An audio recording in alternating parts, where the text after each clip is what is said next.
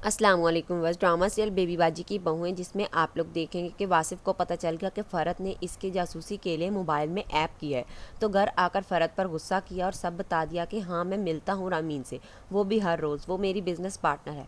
फ़रत भी नाराज़ होकर अपनी दोस्त के साथ इसके घर चली गई। अज़रा इसी वजह से काफ़ी परेशान है कि पता नहीं फ़रत कहाँ चली गई है।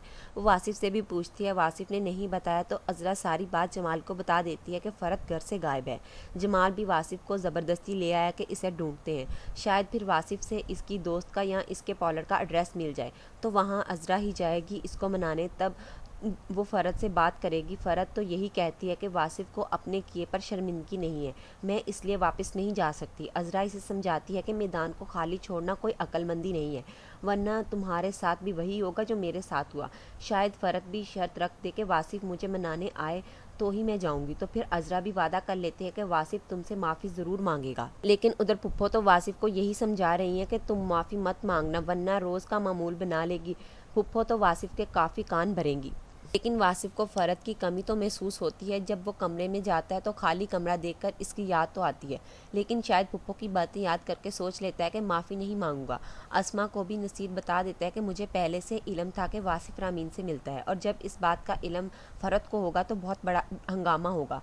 अस्मा तो उल्टा नसीर को ही बातें सुनाती है कि अगर आपको इल्म था तो किसी को कुछ बताया क्यों नहीं, अनजान क्यों बने थे। नसीर को भी अब अस्मा की ऐसी हरकतों पर गुस्सा आने लगा है, इसे बिलावजह हर बात में ब्लेम करती है।